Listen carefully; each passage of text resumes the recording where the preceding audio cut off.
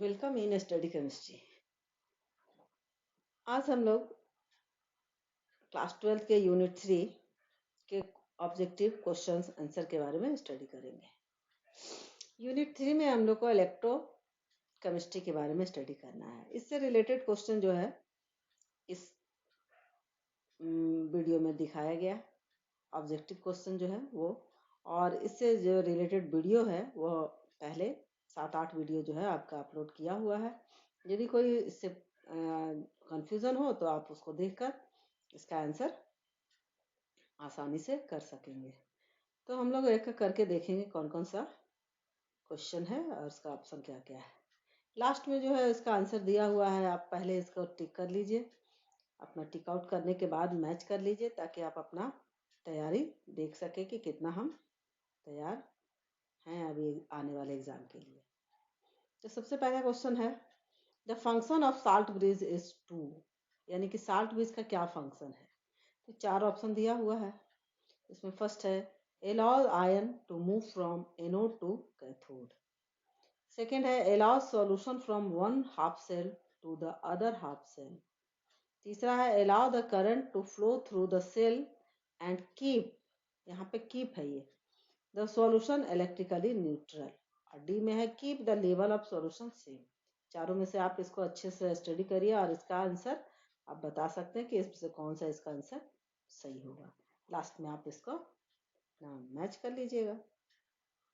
Second question देखें, which of the following cell can convert chemical energy of H2 and O2 directly into electrical energy.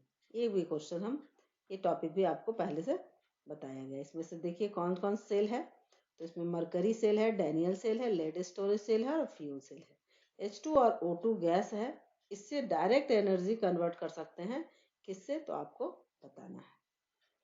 तीसरा है, zinc is use to protect iron from corrosion, यानी कि iron के ऊपर zinc का layer चढ़ाते हैं जो कॉरिजन से बचाता है। क्यों ऐसा यूज करते हैं, तो इसमें ऑप्शन आप बता सकते हैं। चारों में से कौन सा ऑप्शन सही होगा कि जो है ऑक्सीडेशन ऑफ जिंक जो है लेस देन है ऑक्सीडेशन ऑफ आयरन से, या रिडक्शन है लेस आयरन के रिडक्शन से, या जिंक जो है चीपर देन आयरन है, या जिंक जो है ज्यादा अवेलेबल है। फोर्थ है, लेड स्टोरेज बैटरी डिस्चार्जेस, यानी जब कब डिस्चार्ज होता है। इसमें से आप ये चारों ऑप्शन में से आप सिलेक्ट कर सकते हैं। ये सारा जो है वो इलेक्ट्रोकेमिस्ट्री का जो टॉपिक है उसमें सब हम ये बैटरी वगैरह के बारे में भी बताए हैं, आप उसको देखकर बता सकते हैं। 5 है, Faraday's laws of electrolysis are related to. Faraday law जो है वो इसमें किससे रिलेटेड है, एटॉमिक नंबर ऑफ केटायन से, या एटॉमिक नंबर ऑफ एनायन से, या इक्विवेलेंट मास ऑफ इलेक्ट्रोलाइसिस से, या स्पीड ऑफ केटायन से। इसमें से कोई एक सही है जिसको आप टिक आउट करके मैच कर सकते हैं।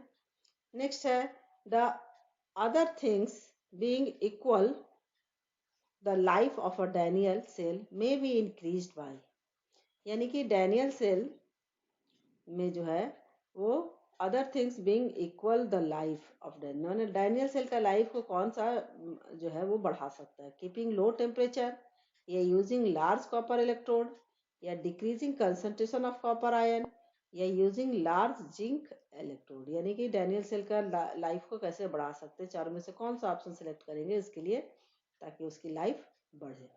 7th क्वेश्चन है, which of the following dissolve in water form a solution then that is non conducting, यानी नॉन कंडक्टिंग वो फॉर्म करे उसको हम पानी में डिजोल्व करें। तो इसमें से देखेंगे।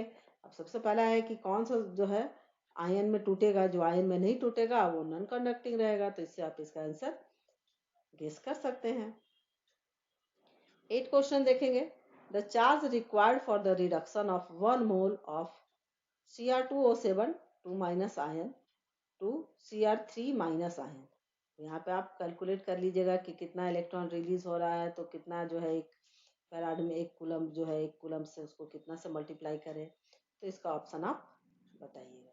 9 को देखें। 9 क्वेश्चन में, For the electrolysis of dilute H2SO4 using platinum electrode, which of the following statement is correct?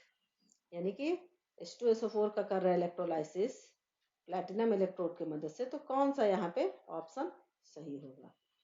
तो टिक आउट करेंगे और क्वेश्चन का मैच करेंगे। 10th में है द इलेक्ट्रोड प्लैटिनम और H2 गैस या HCl is reversible with respect to, किससे? तो आप यहाँ पे बता सकते हैं कौन से आयन से होगा। क्लोरीन आयन है या HCl है या H+ आयन है या बोथ H+ और Cl- आयन है। 11th क्वेश्चन देखें तो the molar conductivity of electrolyte increases as, molar conductivity किस चीज पर डिपेंड करेगी? तो आप यहाँ पे इससे पता कर सकते हैं, डाइल्यूशन इंक्रीजेस या डाइल्यूशन डिक्रीजेस पे या टेम्परेचर डिक्रीजेस पे या नन ऑफ द एबव पे। नेक्स्ट क्वेश्चन देखेंगे कि when aqueous solution of NaCl is electrolyzed the product obtained at cathode is, जब aqueous solution NaCl का इलेक्ट्रोलाइज हो रहा है तो कैथोड पे कौन सा क्या ऑब्टेन होगा? हाइड्रोजन होगा या सोडियम मेटल होगा या ऑक्सीजन होगा या क्लोरीन। 13 क्वेश्चन में आए, which expression is correct for the cell potential? ये आपको नस्ट इक्वेशन से है, नस्ट इक्वेशन भी हम पढ़ाए हैं इलेक्ट्रोकेमिस्ट्री में, तो आप इससे इसका आंसर कर सकते हैं। नेक्स्ट क्वेश्चन देखेंगे, the best way to prevent rusting of iron, यानी आयरन के रस्टिंग से प्रिवेंट करने के लिए, बचाने के लिए क्या करेंगे? तो put it in saline water या कैथोडिक प्रोटेक्शन या coating it tin on it या putting it in tap water, आप बता सकते हैं। आसान क्वेश्चन है। 15 में देखेंगे the correct order of equivalent conductance at infinite dilution among LiCl, NaCl और KCl, ये तीनों में से आपको बताना है इसका करेक्ट ऑर्डर क्या है। 16 में देखेंगे the charge required for the reduction of 1 mole of MnO4 minus ion to MnO2, इसमें सबसे पहले हम लोग इसको देख लेंगे, इसका कैलकुलेट करेंगे इसका इलेक्ट्रॉन, उसके बाद इसका आंसर हम लोग कल बता सकते हैं। 17 में देखेंगे the efficiency of fuel cell is given by, इसमें भी आप ये जो है फॉर्मूला बेस्ड है, तो इस पे आप इसका चारों ऑप्शन में से कौन सा सही होगा बता सकते हैं। 18 क्वेश्चन है हाइपोथेटिकल इलेक्ट्रोकेमिकल सेल, ए और बी दिया हुआ है इसीलिए इसको हाइपोथेटिकल, यहाँ पे कोई मेटल या जो है सॉल्यूशन नहीं दिया हुआ है, ए और बी ऐसे माना गया है। तो यहाँ पे आपको इसका EMF जब कैलकुलेट करना है तो हम लोग कौन सा फॉर्म इसमें यूज करेंगे, कैसे हम लोग कैलकुलेट कर सकते हैं? इसमें 4 ऑप्शन है, तो आप इसको बता सकते हैं इसका ऑप्शन। 19 क्वेश्चन देखें, the product formed when aqueous solution of sodium bromide is electrolyzed in an electrolytic cell having inert electrode are, कौन कौन सा प्रोडक्ट फॉर्म होगा जब हम सोडियम ब्रोमाइड का करेंगे? तो बता सकते हैं, इसमें से कोई चारों में से कोई एक ऑप्शन सही होगा। नेक्स्ट है डैनियल सेल से related, for the electrochemical Daniell cell which statement is true? यहाँ पे डैनियल सेल में क्या क्या कंपाउंड यूज होता है वो भी आप इससे पता कर सकते हैं, कॉपर जिंक है, तो अब यहाँ पे कौन सा ऑप्शन सही होगा आप इसको बता सकते हैं और लास्ट में इसका ऑप्शन मैच कर सकते हैं। फिर है 21 में which of the following condition are correct for the spontaneity of the cell reaction? तो यहाँ पे जो है डेल्टा जी और ई से रिलेटेड है, यानी कि सेल पोटेंशियल से, तो यहाँ पे कौन इसका वैल्यू 0 होगा या निगेटिव होगा या पॉजिटिव होगा या निगेटिव पॉजिटिव, तो इसका आप ऑप्शन सिलेक्ट करके और सही आंसर टिक आउट करेंगे। लास्ट क्वेश्चन है saturated solution of KNO3 is used to make salt bridge, क्यों इसका यूज करते हैं KNO3 का? तो यहाँ पे आपको बताना है कि क्या velocity of K+ is greater than that of NO3- या बी में है velocity of NO3- is greater than that of K+ या velocity of K+ and NO3- ion are equal, या लास्ट में है KNO3 is highly soluble in water. इसका answer आप tick out करके ये जो नीचे आंसर दिया हुआ है सब आप इसको मैच करिए, मैच करके अपना सेल्फ असेसमेंट करिए और अपने एग्जाम की तैयारी को कंफर्म करिए कि कितना आप तैयारी कर रहे हैं। नेक्स्ट वीडियो में हम और भी ऑब्जेक्टिव क्वेश्चन को डिस्कस करेंगे। Okay, thank